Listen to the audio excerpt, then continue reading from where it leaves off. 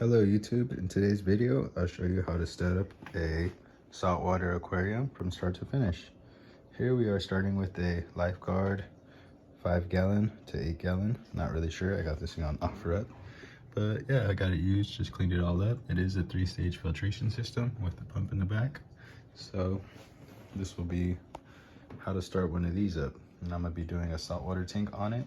I already do have a saltwater tank over here set up on my 4 clownfish, some corals, and a whole lot of fun. This one is a JBJ QB 15-gallon, and I love it so much that I had to get another one. But this one is a Lifeguard brand. It doesn't really matter what tank you have, they're both similar in the way that they have that backstage filtration system.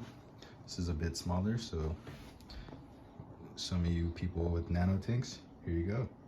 Now I have a real nano tank because that 15-gallon, I'm not sure if you classify that as a nano tank, but it is a pretty small tank compared to other people's sizes.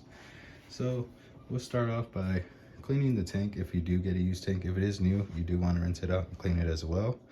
But first, we'll start with the tank. You got the tank, decide if you want to put sand or not. I am going to put live sand in the bottom layer of the tank. I don't want to put too much, because the more sand you got, the more hassle. So I'm about to put a layer about like that, not too much, but just a light layer, and that'll be great. Okay guys, I put my sand in there. There it is. Let's put a good amount. That's not how you want to leave it, of course. Of course you want to break it up and disperse it. So I'll just spread it around, make sure so it's not that high of a layer. It looks like I put the perfect amount in, because I didn't want too damn much, but just to cover the bottom layer. So look, perfectly how I wanted it. Just kind of get it all evenly around. Okay, and before I put the sand in here, I did get my live sand and I did rinse it out for a while. Whoops, didn't want to do all that, putting sand on the clean glass, whoops. But all right, so yeah, there's the sand.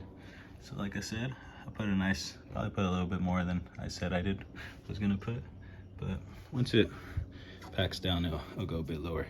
You can see in some spots it's barely even there, so I'll move the right to left a little bit.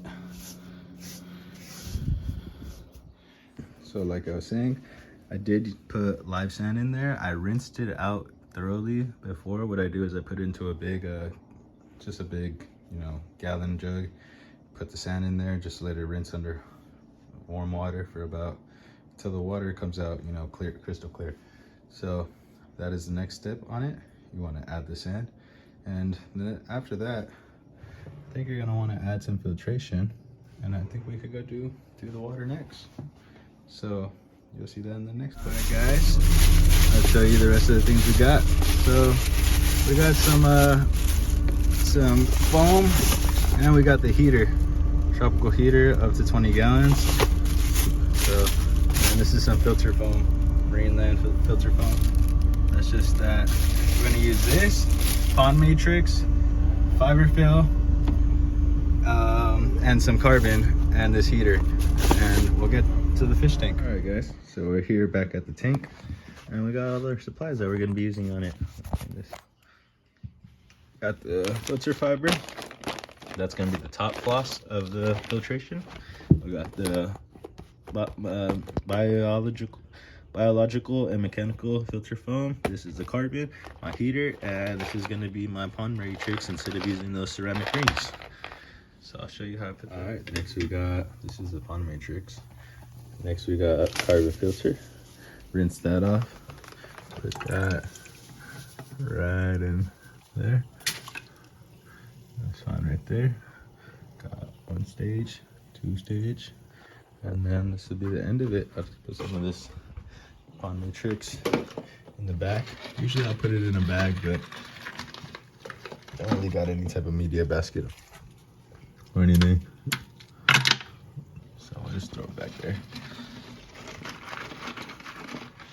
This will be the last stage of filtration. So we got the mechanical with the floss, and then we got the carbon bag, And this is going to be like our bio. Instead of using those bio rings, I'm using pond matrix. So your fish tank might have came with those bio rings. You could use those, or you could do what I'm doing and use pond matrix, as I was, somebody recommended me this. It's been working out for me. So next we'll add the water. Okay guys, here's the final outcome. Tank is nice and set up.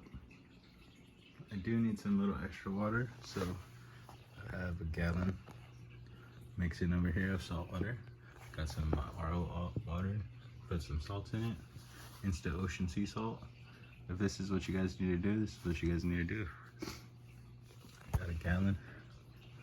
So if you want to mix your own water, just get your RO water, put it into a bucket or something smaller like this. I'm just making a gallon.